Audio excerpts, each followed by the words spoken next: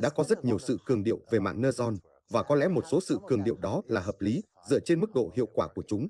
Nhưng hóa ra, cho đến nay, hầu hết tất cả giá trị kinh tế được tạo ra bởi mạng Neutron đều thông qua một loại máy học được gọi là học có giám sát. Hãy xem điều đó có nghĩa là gì, và hãy xem qua một vài ví dụ. Trong học có giám sát, bạn có một số đầu vào X, và bạn muốn tìm hiểu hàm ánh xạ tới một số đầu ra Y. Ví dụ, chúng ta vừa thấy ứng dụng dự đoán giá nhà, nơi bạn nhập một số đặc điểm của một ngôi nhà và cố gắng xuất ra hoặc ước tính giá Y. Đây là một số ví dụ khác mà mạng Neutron đã được áp dụng rất hiệu quả. Có thể ứng dụng sinh lợi nhiều nhất của học sâu ngày nay là quảng cáo trực tuyến. Có thể không phải là ứng dụng truyền cảm hứng nhất, nhưng chắc chắn rất sinh lợi. Trong đó bằng cách nhập một quảng cáo, thông tin về một quảng cáo mà một trang web đang nghĩ đến việc hiển thị cho bạn, và một số thông tin về người dùng. Mạng Neutron đã trở nên rất giỏi trong việc dự đoán liệu bạn có nhấp vào quảng cáo hay không, và bằng cách hiển thị cho bạn và hiển thị cho người dùng những quảng cáo mà bạn có nhiều khả năng nhấp vào nhất. Đây là một ứng dụng cực kỳ sinh lợi của mạng Neutron tại nhiều công ty, bởi vì khả năng hiển thị cho bạn những quảng cáo mà bạn có nhiều khả năng nhấp vào có tác động trực tiếp đến lợi nhuận của một số công ty quảng cáo trực tuyến rất lớn.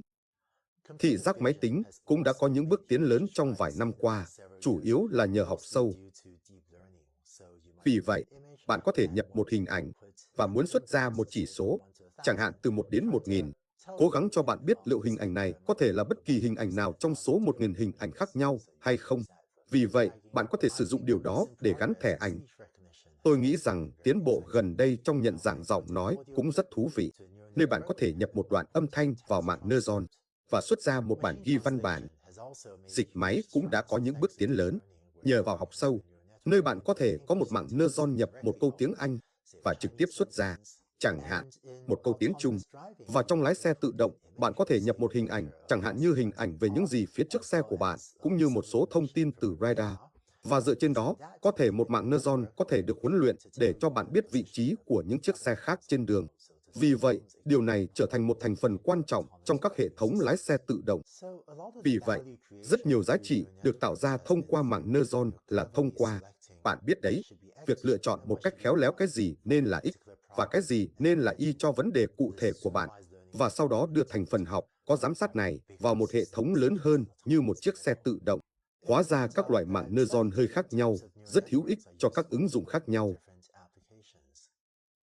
Ví dụ, trong ứng dụng bất động sản mà chúng ta đã thấy trong video trước, chúng ta sử dụng, bạn biết đấy, một kiến trúc mạng Neutron tương đối chuẩn, phải không? Có thể cho bất động sản và quảng cáo trực tuyến có thể là một mạng Neutron tương đối chuẩn, giống như cái mà chúng ta đã thấy. Đối với các ứng dụng hình ảnh, chúng ta sẽ thường sử dụng mạng Neutron tích chập, thường được viết tắt là CNN. Và đối với dữ liệu chuỗi, ví dụ, âm thanh có thành phần thời gian, phải không? Âm thanh được phát theo thời gian. Vì vậy âm thanh được biểu diễn một cách tự nhiên nhất dưới dạng chuỗi thời gian một chiều, như một chuỗi thời gian một chiều. Và vì vậy, đối với dữ liệu chuỗi, bạn thường sử dụng ENN, một mạng Neutron hồi quy.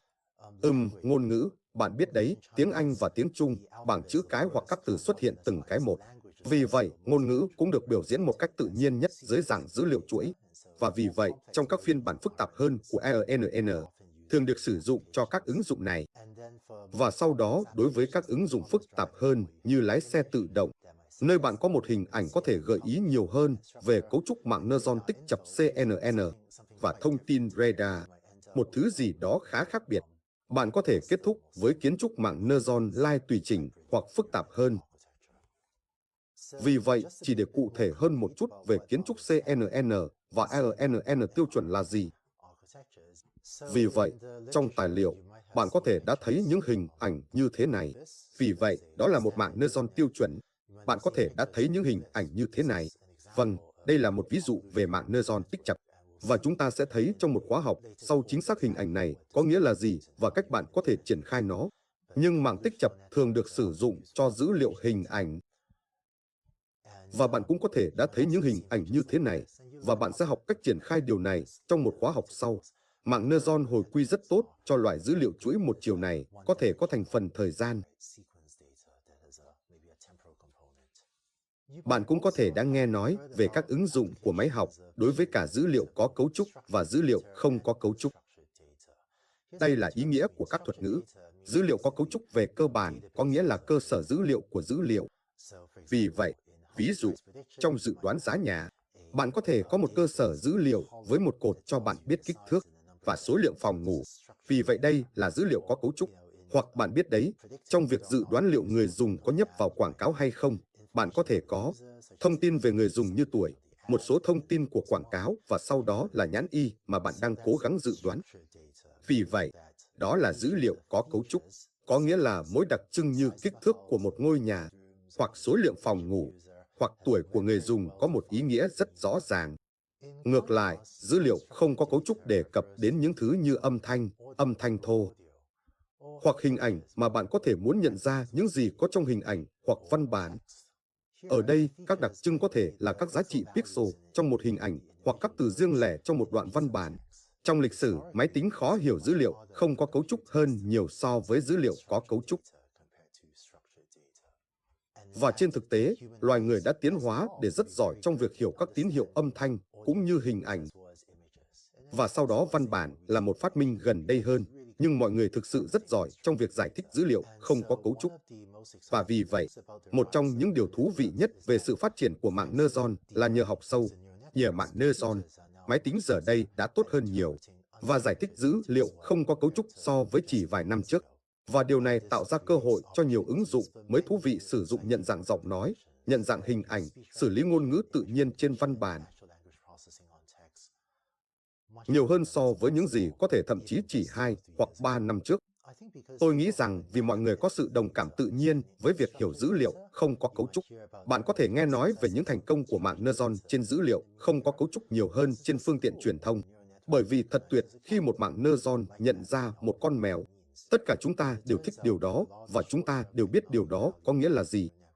Nhưng hóa ra rất nhiều giá trị kinh tế ngắn hạn mà các mạng mới đang tạo ra cũng dựa trên dữ liệu có cấu trúc, chẳng hạn như hệ thống quảng cáo tốt hơn nhiều, đề xuất sản phẩm tốt hơn nhiều, và khả năng xử lý cơ sở dữ liệu khổng lồ mà nhiều công ty có để đưa ra dự đoán chính xác từ chúng tốt hơn.